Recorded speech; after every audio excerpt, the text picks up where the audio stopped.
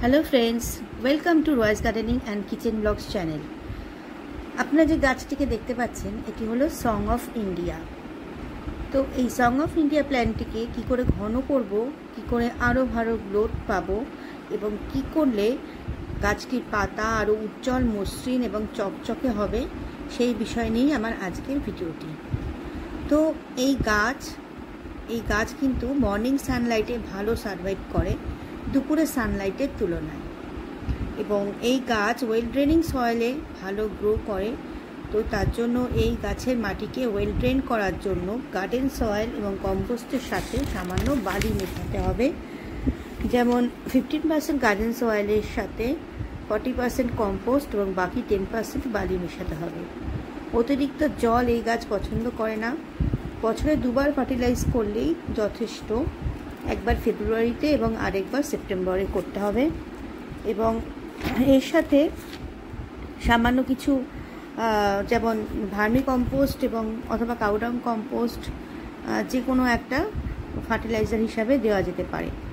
তবে ফেব্রুয়ারি মাসে যেহেতু গ্রোয়িং সিজন স্টার্ট হয়, সেই জন্য ফেব্রুয়ারি মাসে ফার্টিলাইজ করতে হবে।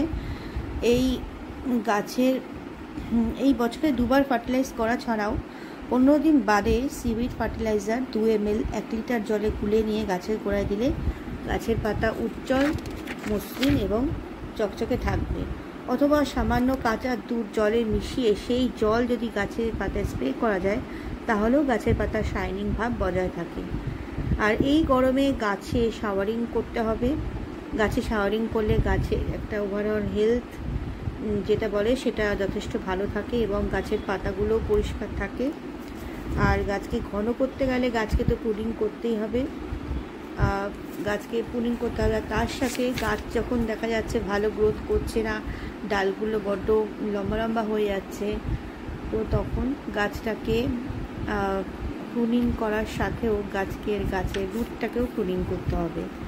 যদি গাছের রুট বাউন্ড হয়ে গিয়ে থাকে তবে, যদি গাছটি অনেক পুরনো হয়, অনেক বছরের পুরনো হয়, তবে গাছের রুট বাউন্ড হওয়ার সমস্যা দেখা যায়।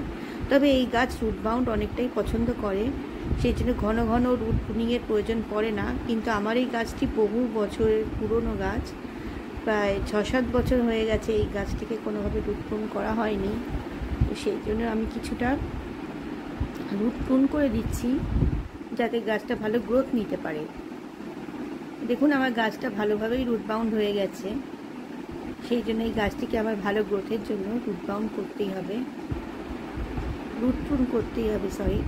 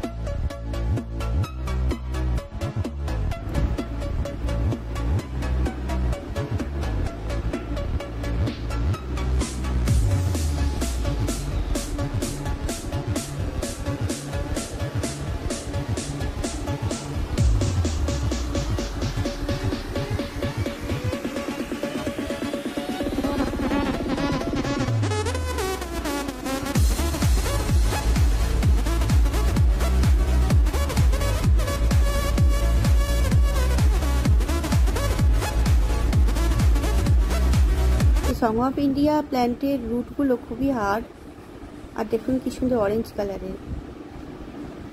এটাকে আমি প্রুনারের সাহায্যেও কিছুটা প্রুন করতে হচ্ছে এইভাবে।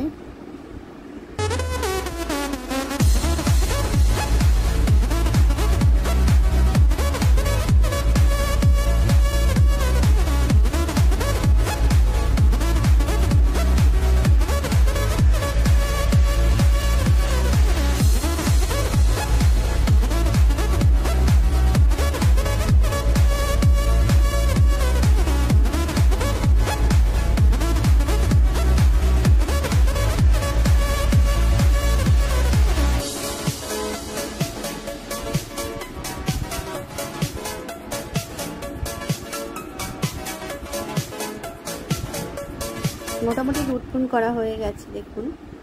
এবার রুট বলটাকে আমি টবের মধ্যে বসিয়ে সার মাটি দিয়ে ভর্তি করে দেব।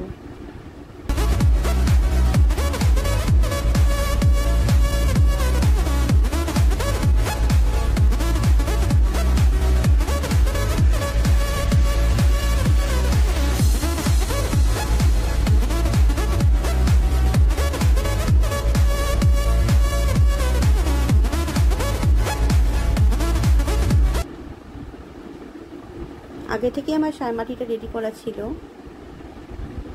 আমি এখানে কাউ ডাং কম্পোস্ট ইউজ করেছি।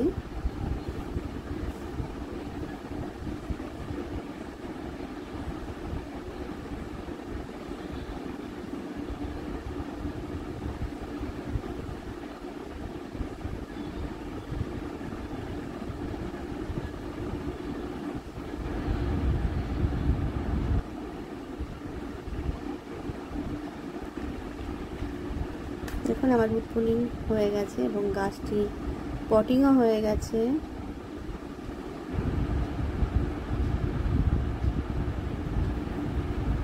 এবার যে ডালগুলো অতিরিক্ত লম্বা হয়ে গেছিল সেগুলোকে আমি এইভাবে পুলিং করে নিয়েছি।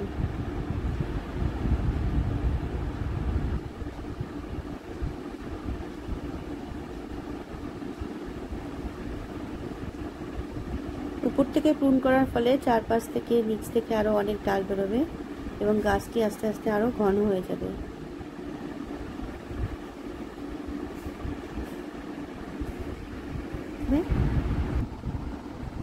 এছাড়াও কাটিংসের বাকি অংশগুলো যে কোনো জায়গায় মাটিতে বসিয়ে দিলে বা যে কোনো টবের মধ্যে বসিয়ে দিলেও আস্তে আস্তে কয়েকদিন পরে সেগুলোতেও রুট বের হয়ে যায়। এতে কোনো রকম মানে রুটিং হরমোনের প্রয়োজন পড়ে না। রুটিং হরমোন ছাড়াই এতে রুট বেরিয়ে যায়। এই গাছটাকেও আমি এইভাবে প্রুন করেছিলাম। তো দেখুন এতে নতুন নতুন অনেক গ্রোথ আসতে শুরু করেছে এবং আস্তে আস্তে ঘন হতে শুরু করেছে গাছটা।